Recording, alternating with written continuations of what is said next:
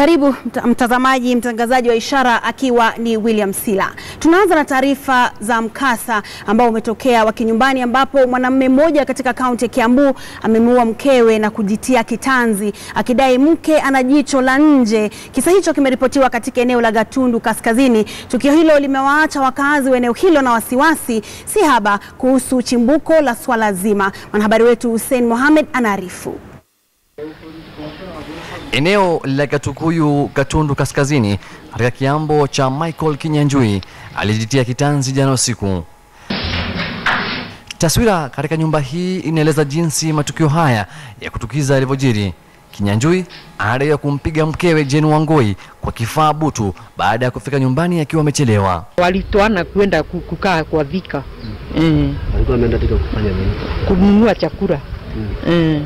Hakuna shida yoyote. Msozo alikuwa anakaa mzuri tu, akona mashamba, akona plot. Hivyo si mambo ya shida imeleta hiyo kitu. Wingu la simanzi limetanda katika familia hii iliyoishi kwa miaka 18 na kuwapata watoto 4. Na sasa watoto hao wamesalia na maswali chungu nzima, hasa baada ya kuamka asubuhi na kumpata baba yao amejitia kitanzi huku mama yao akiwa amefariki. Mamake marehemu Jane anasema mwanawe alimueleza kuhusu mizozo ya mara kwa mara nyumbani. Sasa nikaitwa huko, nikaambiwa iko na kitu inafanyika hapa, nikuje nione. Ndio mimi nikuja pande hii, nikakuta watu wamejazana hapa. Viongozi waliofika katika eneo hilo waliwataka wazazi kutafuta suluhu mwafaka na ya kudumu kwa mizozo ya kijamii. Unajua kuna kuanga na uzito mwingi, lazima ni vizuri pia wao wanaenda kwa marafiki, wanajaribu kuongea na wao. Jambo kama hili lisiwe linafanyika tena hapa tena. Miili ya marehemu imepelekwa katika chumba cha kuhifadhia maiti cha Bishop Okoyo mjini Thika. Familia hiyo imewaacha mabinti wawili na wavulana wawili, huku mmoja wao akitarajiwa kujiunga na chuo kikuu mwaka huu. Hussein Mohamed, KTN leo Weekendi. Na waziri mpya wa Kawi Charles Keter amejitetea dhidi ya ukosoaji kwamba anahusika kwenye kampeni za siasa, hali ambayo inakiuka kanuni zilizosimamia maafisa wa serikali. Keter amesema akiwa mwenyeji wa Kericho hatajitenga na siasa za eneo na hasa harakati za kumpata mrithi wa kiti alichokuwa akishikilia. Jeff Kirui na maelezo zaidi.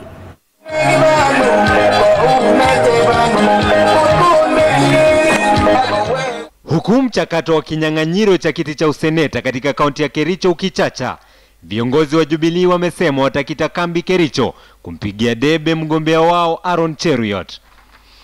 Viongozi hao walikuwa wakizungumza kwenye hafla iliyoongozwa na naibu rais William Ruto katika kaunti ya Nandi. We want to tell the people of Kericho that Senate is for the young men, Senate is not for the old men. Hiyo theory ilipitwa na wakati, na sisi tutasimama. We are sure 2018 half of the senators will be young people like me and Sang and others. Na watu ambao wanadharau Aaron tutakutana nao. Haya ya kijiri, waziri wa Kawi Charles Keter amepigwa kurunzi na wagombea wa vyama vingine kwa madai ya kujihusisha katika kampeni za mgombea wa Jubilee. I have all the rights, and especially this is my county, and I said I will never shy away. And those who are comfortable, they should get to know this is home. I don't have any other home. This is home, Kericho, and this is my candidate. And he's our candidate as leaders of Kericho.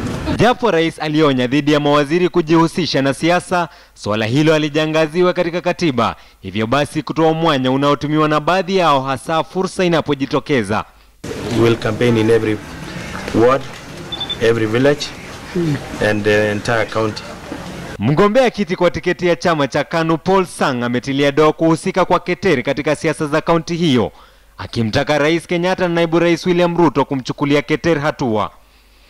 Baadhi yao hata hivyo wameelezea wasiwasi kwamba hatua hiyo ni njama ya Jubilee kufanya visivyo ili kumpa ushindi mgombeaji wao kwenye uchaguzi huo mdogo. Mhudumu mmoja wa timbo za mawe katika eneo la Tigani Mashariki angali amekwama kwenye timbo ya eneo la Chalulu kufuatia mkasa wa kuporomoka jiwe katika timbo hiyo. Aidha, wachimbaji watatu wa mawe waliepuka na majeraha, huku mmoja akikimbizwa hospitalini. Hapa ni katika timbo ya Chalulu. Kwa kawaida watu huja hapa kila asubuhi kujitafutia riziki, lakini mambo wakati huu yamekuwa ni tofauti. Jiwe kubwa liliporomoka na kufunika machimbo haya. Watu 4 walifanikiwa kupenya na kuokoka, huku mmoja akipata majeraha na kupelekwa hospitalini. Aidha, kuna mmoja amesalia kwenye machimbo haya akiwa ameshindwa kutoka. Nikiwa natoka kwangu kwa nyumba, nikaambiwa iko watu wanapika nduru. Sasa nikateremuka, nikiwa nateremuka kufika pale pengine pale juu, Sifu akanipigia simu. Akaniuliza iko mambo umesikia? Nikamwambia ndio nimesikia, kware ya pande ya Saruru imemomoka, sasa ndio naenda kuona. Shirika la Msalaba Mwekundu lilifika kwa haraka na kuanzisha juhudi za uokozi. Afisa wa shirika la Msalaba Mwekundu ameonya wahudumu wa matimbo haya dhidi ya kuhatarisha maisha yao. Hata kama tunajua mnatafuta riziki, lakini ni vizuri kuweka maisha yenu mbele. Aswa wakati mnachimba kwale alafu mnachimba shimo inaingia ndani, ni maisha yenu mnahatarisha. Aidha, wale wanaoishi karibu na timbo wameonywa dhidi ya kuishi katika maeneo haya. Pia wale watu ambao nimeona kuna watu wamejenga manyumba hapa karibu, waweze kuondoka na waweze at least kutafuta mahali ambapo ni safe, kwa sababu hata ukisema county government ikupatie shamba, county government wakati utakufa tutakuja na tractor tutakutoa, watu yako ndio wataendelea kulia. Yadaiwa kuwa katika muda wa miezi mitatu ambao imepita, watu takriban 15 wamefariki katika timu mbalimbali katika kaunti ya Meru. Na mtazamaji, suala la jaji wa mahakama ya juu kudaiwa kula mlungula limeanza kuchukua mwelekeo wa kisiasa, huku wanasiasa wakianza kulizungumzia kwenye lingo za siasa. Aidha, hapo kesho jaji Philip Tunoi anatarajiwa kufika mbele ya kamati maalum ya tume ya huduma za mahakama kwa ajili ya kujieleza.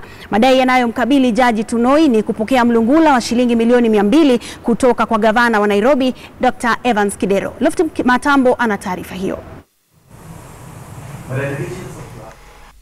Mbivu na mbichi zitajulikana wakati kamati ya watu 6 itakapokutana kupitia ushahidi wa ithibati zote, kisha jaji wa mahakama ya juu Philip Tunoi afike mbele yao. Kamati hiyo itazipima hekima za Profesa Margaret Kobia mwenyekiti, Profesa Githu Muigai mwanasheria mkuu, Jaji Agri Muchelule, hakimu Emily Ominde, mawakili Winfred Goshu pamoja na Kipkorir Bet. Kamati ya Kobia itachunguza kanda za CCTV za maeneo yanayotajwa katika kiapo cha mpiga mbiu Geoffrey Kiplagat kama yaliyotumika kupanga hongo hiyo na kuipokeza kwake wakili kwa ajili yake Jaji Tunoi. Ripoti ya idara ya ujasusi NIS, idara ya upelelezi wa jinai CID pamoja na minaso ya simu kutoka kwa kampuni inayotoa huduma iliyotumika wakati huo mwaka 2014. Uamuzi wa kamati ya Kobia unategemewa kuyapa sura mahakama ya juu humu nchini yanayoongozwa na Daktari Willy Mutunga akiwa rais, ambayo tayari yameanza kuvamiwa na wanasiasa kwa nyufa zinazoonekana kudhihiri. Swala hilo sasa limeanza kuchangamkiwa kwenye lingo za siasa, ambapo gavana wa kaunti atokayo Jaji Tunoi Alex Tolgos amedai jaji anaandamwa kisiasa. Hii mambo ya judiciary na succession ya Chief Justice, tulikuwa na dada yetu Sholei akafanyiwa maneno akatolewa, na sasa tunaona wanaanza kukusa mzee ambaye amefanya kazi miaka mingi.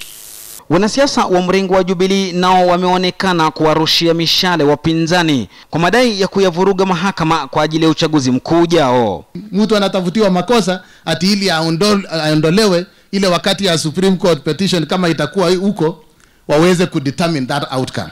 We want to tell them you will wait in the Supreme Court, we will win straight and square, and we will not need the intervention of the Supreme Court. Na kama kuna yule ambaye anaambiwa alifanya makosa kuchukua ile milioni 200, nataka leo Wakenya waulize mwenye kupeana na yeye atafanywa nini. Aidha, kiongozi wa wengi katika bunge la taifa ametoa wito kwa Jaji Mkuu Willy Mutunga kujiuzulu, akidai ameshindwa kukabili ufisadi katika idara ya mahakama. Nakwambia wewe kwanza ndio umeharibu kazi, ulikubali ufisadi endelee, umeshindwa kazi, wewe ujiuzulu, alafu tutoe wale wakora wako katika mahakama ili tusafishe hiyo mahakama. Lofty Matambo, KTN leo wikendi.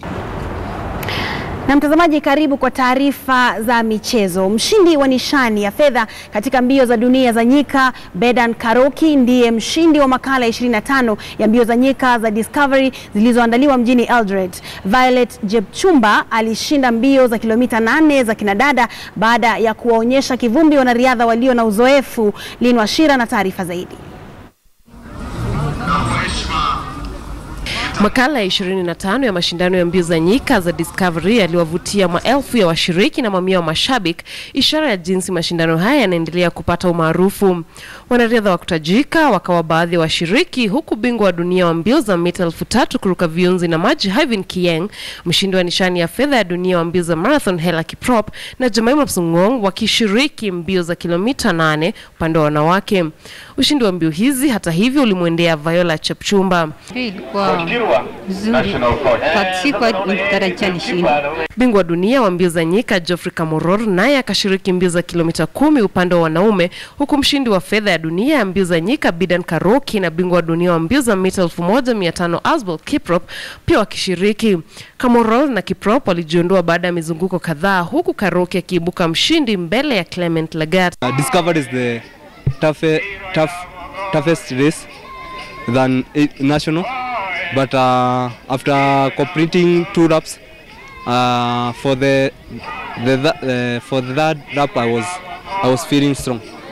Mashindano ya Discovery pia yalitoa nafasi kwa wanariadha walio na umri mdogo ambao ni mabingwa wa siku za usoni. Nikiwa mkubwa nataka kuwa kama Asbel Kiprop. Waandalizi wa mashindano ya Discovery wanaelezea mipango ya kuboresha mashindano haya. Targeting maybe 4,000 in 2 years, 3 years to come. That's our target. Baadhi ya wanariadha wa kutajika ambao walishiriki makala ya mwaka 2016 ya mashindano ya mbio za nyika ya Discovery hapa mjini Eldoret wanatumia msimu wa mbio za nyika kama matayarisho ya michezo ya Olimpiki ambayo itafanyika jijini Rio nchini Brazil. Lin Washira, KTN.